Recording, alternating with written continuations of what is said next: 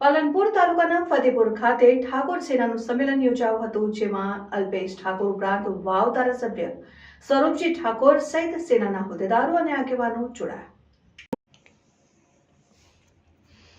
વાવ વિધાનસભાની પેટા ચૂંટણીમાં જીત બાદ ઠાકોર સમાજના મતો માટે ગાંધીનગર ધારાસભ્ય અલ્પેશ ઠાકોરનો ચહેરો ભાજપે હવે સ્થાનિક સ્વરાજની ચૂંટણીઓ માટે આગળ કર્યો છે. ત્યારે સ્થાનિક સ્વરાજની ચૂંટણીઓ પહેલા પાલનપુર તાલુકાના ફતેપુર ખાતે ઠાકોર સેનાનું સંમેલન યોજાયું, જેમાં અલ્પેશ ઠાકોર ઉપરાંત વાવ ધારાસભ્ય સ્વરૂપજી ઠાકોર સહિત સેનાના હોદ્દેદારો આગેવાનો જોડાયા હતા. ખાસ કરીને અલ્પેશ ઠાકોરે સમાજમાં નવા નેતા ઉભા થાય તેની ઉપર ભાર મૂક્યો. જોકે અલ્પેશ ઠાકોરે આડકતરી રીતે સાંસદ ગેનીબેન પર પ્રહાર કર્યા હતા અને કહ્યું હતું કે નેતાઓ છે તેઓએ નવી પેઢી તૈયાર કરવાને બદલે પોતે જે ચોંટીને બેસી રહ્યા છે એવા નવા નેતા આપણા સમાજમાંથી થયા નથી ને સરહદી વિસ્તારમાં સ્વરૂપજી ઠાકોર ચૂંટણી લડતા હતા અને જીત્યા બાદ પણ એવું કહે છે કે એમને બોલતા આવડતું નથી અને વાવ વિધાનસભામાં ટિકિટ મળી ગયા પછી સામેવાળા કહેતા હતા કે આમને પાડી દેજો. ત્યારે સમાજના નેતા સમાજનો કોઈ વ્યક્તિ આગળ જાય તેની તરફેણમાં હોવા જોઈએ. જોકે સીધું ને આડકતરી રીતે નિશાન સાધીને ગેનીબેન પર કહ્યું કે જેને મેં તાલુકા જિલ્લા ધારાસભાને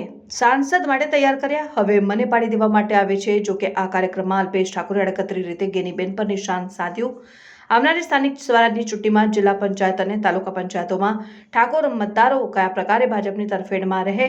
જોકે બનાસકાંઠા સાંસદ જીત્યા બાદ ઠાકોર સમાજમાં ગેનીબેનનું વર્ચસ્વ વધી ગયું હતું અને આ વર્ચસ્વ તોડવા માટે વાવ વિધાનસભામાં ભાજપે અલ્પેશ ઠાકોર લવિંગજી ઠાકોરને મેદાનમાં ઉતર્યા હતા અને આવનારી સ્થાનિક સ્વરાજની ચૂંટણીઓમાં પણ અલ્પેશ ઠાકોર અને સ્વરૂપજી ઠાકોર અને ગેનીબેન સામે ભાજપ ઉતરશે તેવી પણ શક્યતાઓ. અને આજના ક્ષત્રિય ઠાકોર સંમેલનમાં કલ્પેશ ઠાકોરે શિક્ષણ પર ભાર મૂક્યો હતો અને સમાજની શિક્ષણ સંસ્થા માટે 1 કરોડનું દાન આપવાની પણ જાહેરાત કરી હતી. પૂરા ગામની અંદર સ્નેહ મિલન કાર્યક્રમ હતો.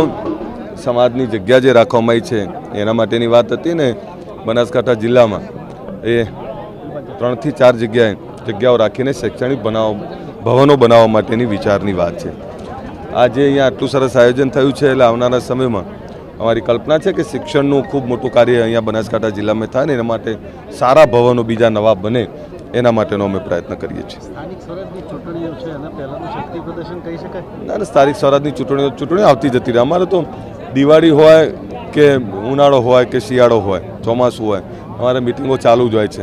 એટલે હજુ પણ મિટિંગો બનાસકાંઠામાં ચાલુ છે. અત્યારે 3 વાગે મારી કડીમાં છે. એટલે અમારું સંગઠનની નિરંતર મિટિંગો ચાલુ હોય છે. શક્તિ પ્રદર્શન નહીં પણ રાજનીતિમાં આ યુવાનોને પણ નજરઅંદાજ ના કરી શકાય એ પ્રકારનું આ લોકો કામ કરતા હોય છે.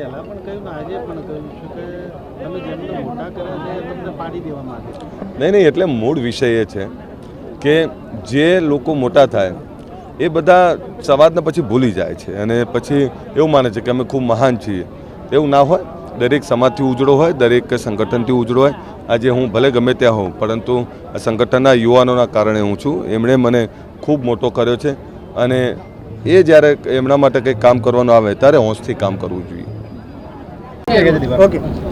આજે અમારા નવનિયુક્ત ધારાસભ્ય શ્રી સ્વરૂપજી વાવથી એમનું સન્માન સમારંભ રાખેલો અને અમારા ઠાકોર સેનાના સુપ્રીમો અલ્પેશભાઈ હાજર રહેલા અને આખો સમાજ જાણે એક લગ્નની મોસમ હોય એ રીતે સારી જગ્યાએ ભેગા થયા. આ અમારી સમાજની એક જગ્યા છે.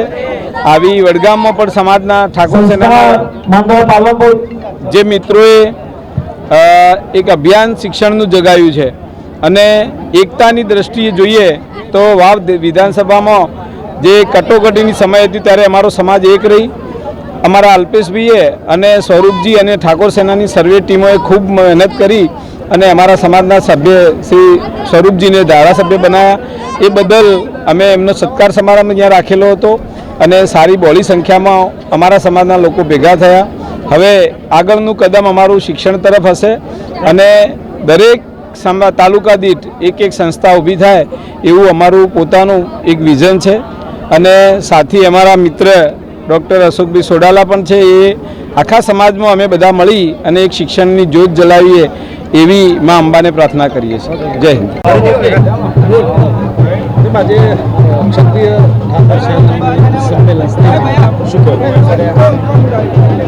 ગુજરાત ક્ષત્રિય ઠાકોર સેના પાલનપુર તાલુકો અને વડગામ તાલુકો દ્વારા આજે સત્કાર સમારંભનું સંમેલન રાખવામાં આવ્યું હતું, જે ગત રોજ વાવ વિધાનસભાની પેટા ચૂંટણીની અંદર ભારતીય જનતા પાર્ટીનું ભવ્ય જીત મેળવી એના અનુસંધાને સામાજિક આજે સત્કાર સમારંભ રાખવામાં આવ્યો હતો અને મોટી સંખ્યામાં લોકો આવી અને આશીર્વાદ આપ્યા હતા. ઠાકોર સમાજની પ્રગતિ થાય, 18 આલમની સાથે મળી અને સમાજની પ્રગતિ થાય એના માટે આહવાન કરવામાં આવ્યું અને એમાં અમારા ગુજરાત ક્ષત્રિય ઠાકોર સેનાના પ્રદેશ ઉપાધ્યક્ષ માન્ય અલ્પેશજી ઠાકોર સાહેબની ઉપસ્થિતિમાં આ આયોજન કરવામાં આવ્યું હતું.